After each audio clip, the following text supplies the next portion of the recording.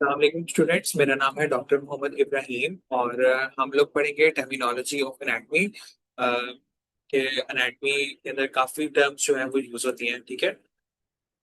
Okay, सबसे पहले हमारे पास टर्मिनोलॉजी है वेंट्रल या इंटीरियर। अगर हम लोग towards the front of side of the body को देखें, यानी कि हम लोग अगर बॉडी के सामने वाली साइड के ऊपर किसी ऑर्गन की बात करें तो that is towards the front side of body, या एब्डोमेन के करीब की बात करें तो ये क्या होता है, वेंट्रल या इंटीरियर। अगर हम लोग बॉडी के बैक साइड की तरफ बात करें, towards the back side of the body, that is a dorsal, या फिर इसको हम लोग पोस्टीरियर बोलते हैं।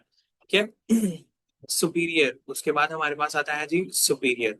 सुपीरियर से मुराद होता है कि अगर फॉर एग्जांपल यहाँ पे हार्ट है, ह्यूमन बॉडी का हार्ट, ठीक है, हार्ट से कुछ ब्लड वेसल्स जो है वो ऊपर की तरफ जा रही होती हैं और कुछ ब्लड वेसल्स जो है वो नीचे की तरफ जा रही होती हैं। ठीक है, कुछ आर्टरीज। अब ऐसा बॉडी पार्ट या ऐसा कोई हिस्सा जो कि बॉडी से ऊपर की तरफ जा रहा है, the part of the body which is present towards the upper side, जो कि अपर साइड की तरफ है। ठीक है। तो वो उसे हम लोग सुपीरियर कहेंगे, जैसे कि सुपीरियर वेना केवा, एक वेन का नाम है सुपीरियर वेना केवा। और अगर कोई बॉडी की नीचे की तरफ जा रही है, the part of the body which is present towards the lower side, उसे इंफीरियर वेना केवा। जैसे मैं इंफीरियर वेना केवा, एक वेन का नाम है, उसे मैं कहता हूँ इंफीरियर वेना केवा। ठीक है।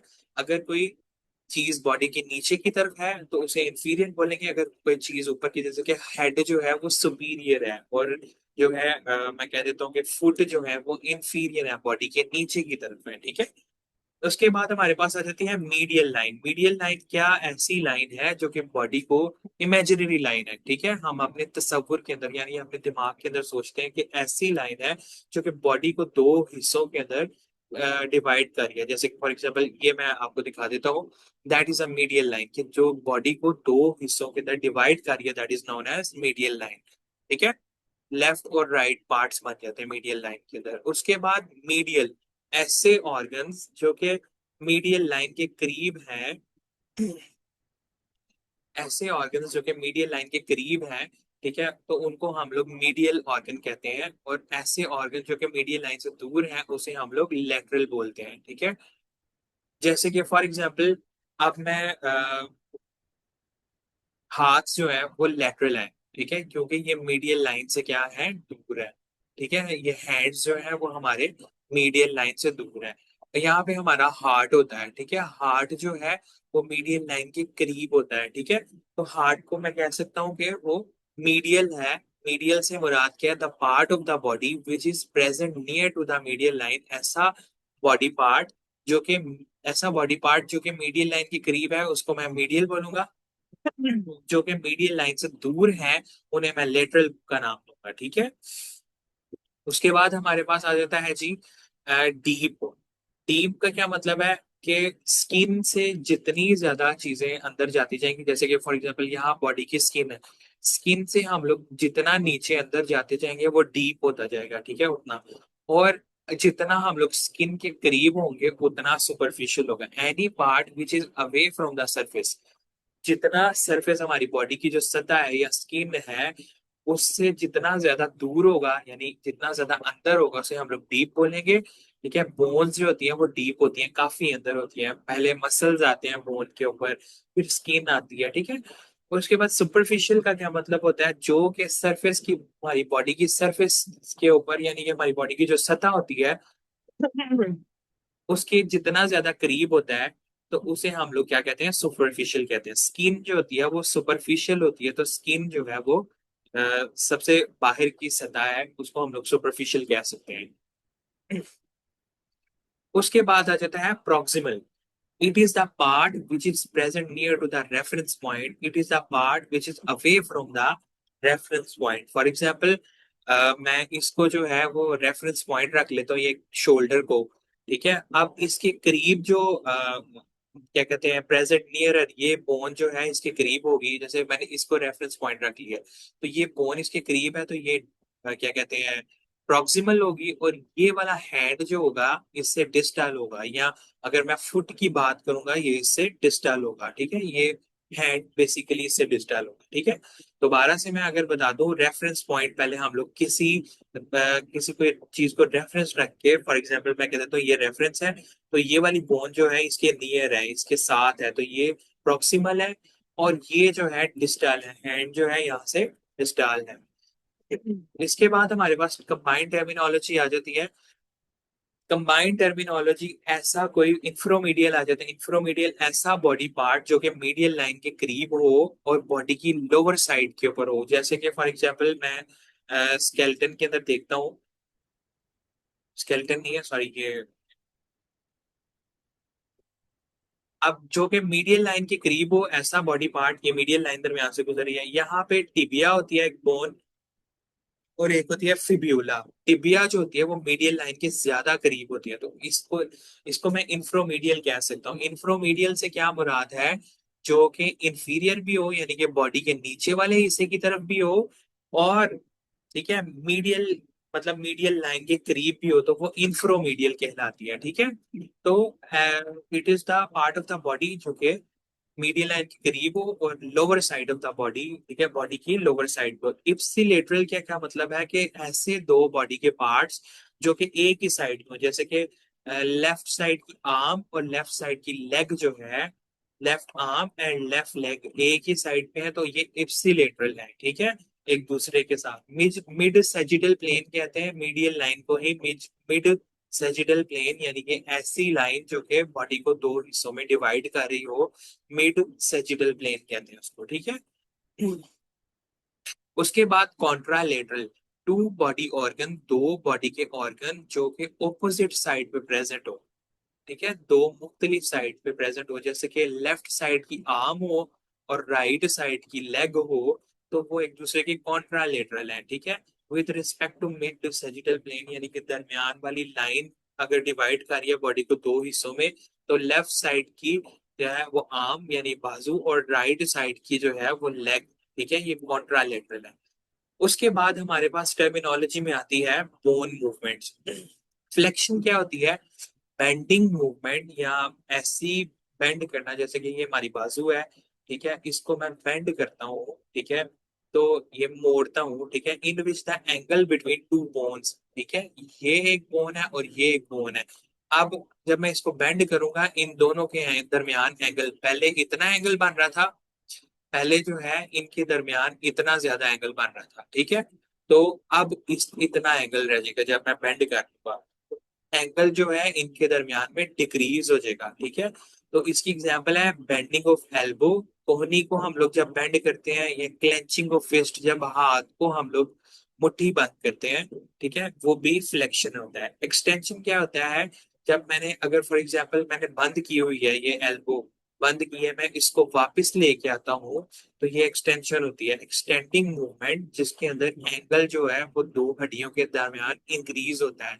यानी कि यहाँ पे एंगल कम था, अगर मैं इसको वापस पीछे ले जाऊंगा तो एंगल क्या हो जाएगा, ज्यादा हो जाएगा, ठीक है, तो ये क्या कहलाएगा, एक्सटेंशन कहलाएगा। ठीक है। लेग की भी एग्जांपल दी हुई है कि टांग के अंदर एक ऊपर वाली हड्डी है और एक नीचे वाली हड्डी है, ठीक है, अगर ये इनके दरमियान, ये क्या है, एक्सटेंशन है। अगर मैं टांग को पीछे लेके जाता हूँ, ठीक है, टांग इधर तक करके आ जाती है ये यहाँ पे, तो इनके दरमियान एंगल कम हो जाएगा, तो ये फ्लेक्शन हो जाएगा, ठीक है। उसके बाद हमारे पास आता है एबडक्शन।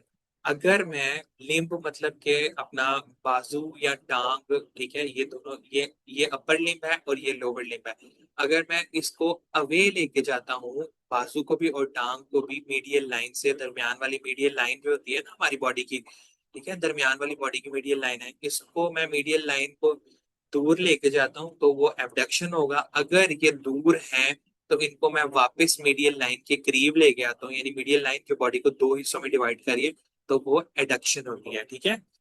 उसके बाद हमारे पास आता है प्रोनेशन। ठीक है, प्रोनेशन इस तरह, ये अपने बाजू की इस तरह से मूवमेंट करना कि जिसके अंदर पाम जो है ना वो जमीन की तरफ हो, डाउनवर्ड, ठीक है, हाथ की हथेली जो है वो जमीन की तरफ हो, जैसे आप इस डायग्राम के अंदर वाज़ेह तौर पे देख सकते हैं कि ये हाथ जो है ये प्रोनेशन की हालत में है, ठीक है, यानी कि जमीन की तरफ है। सपीनेशन ये है कि पाम जो है वो यानी कि हाथ की हथेली जो है वो अपवर्ड हो, ऊपर की तरफ हो। इनवर्जन क्या होता है, यानी कि हमारी बॉडी है इनवर्जन। तो अगर हम लोग पाँव की जो यानी कि पाँव होता है सोल ऑफ फुट, ठीक है, उसको हम लोग मूव करके अंदर की तरफ करते हैं इनवर्जन। ई वर्जन क्या होता है, हम लोग सोल ऑफ फुट को बाहर की तरफ मूव करते हैं, ठीक है। इसको मैं आपको डायग्राम के थ्रू,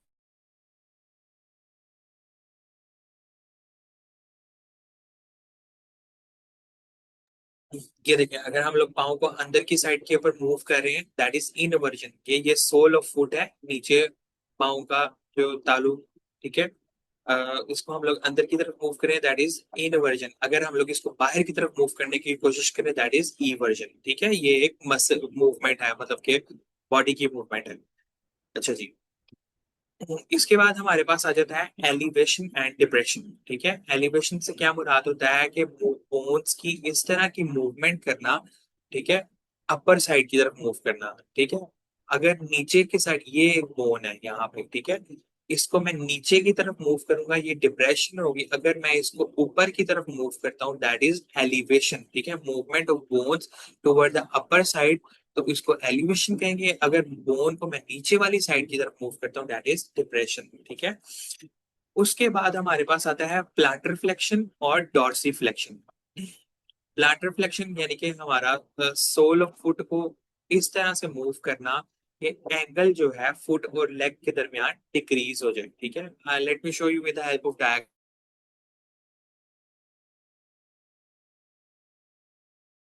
हम लोग पढ़े थे कि नॉर्मल लेग हमारी इस तरह से होती है, ठीक है। इनके दरमियान मैं कह देता हूँ 90 का डिग्री का एंगल होता है। अगर मैं फुट को, सोल ऑफ फुट जो है, ये सोल ऑफ फुट है, इसको थोड़ा सा ऊपर उठाऊं, ठीक है, तो के लेग, ये लेग है, ये टांग है, और ये फुट के दरमियान एंगल जो है वो कम हो जाए, ठीक है। तो उसको हम लोग कहेंगे डॉर्सी फ्लेक्शन, ठीक है। क्या कहेंगे हम लोग उसे, dorsiflexion. Movement of sole of foot, sole of foot की इस तरह की मूवमेंट जिसके अंदर एंगल या डिस्टेंस जो है, डिस्टेंस जो है वो कम हो जाए फुट और लेग के दरमियान। सॉरी, सॉरी, ये हम लोग प्लांटर फ्लेक्शन की पढ़े हैं। जिसके अंदर डिक्रीज होता है वो डॉर्सी फ्लेक्शन कहलाता है, कि जिसके अंदर एंगल और एंगल या डिस्टेंस जो है वो डिक्रीज होता है वो डॉर्सी फ्लेक्शन। यानी कि हम लोग पाँव को ऊपर उठाते हैं, अगर इसके अंदर एंगल ज्यादा हो जाए तो वो क्या कहलाता है, प्लांटर फ्लेक्शन कहलाता है, ठीक है। जिसके अंदर एंगल बिटवीन द फुट और डिस्टेंस या एंगल जो है फुट और लेग का इंक्रीज हो जाता है, वो प्लैंटर फ्लेक्शन कहलाता है, ठीक है। यानी कि मैं दोबारा से बता दूं, ये इस तरह से लेग है और इस तरह से पाँव होता है। अगर मैं पाँव को थोड़ा सा ऊपर उठा लेता हूँ इस तरह से, ठीक है, जैसे कि इस ये वाली पाँव उठाया हुआ है, तो ये हमारा कहलाता है डॉर्सिफ्लेक्शन। जिसके अंदर एंगल जो है नॉर्मली इतना एंगल बन रहा होता है तो ये एंगल कम हो जाता है। और अगर मैं पाँव को जो है नीचे की तरफ मूव करूँ पाँव को, तो ये प्लैंटर फ्लेक्शन कहलाता है, ठीक है, जिसके अंदर एंगल जो है वो इंक्रीज हो जाता है। That's all for the chapter 2। इंशाल्लाह चैप्टर 3 के अंदर मुलाकात करते हैं। थैंक यू सो मच, शुक्रिया, अल्लाह हाफिज।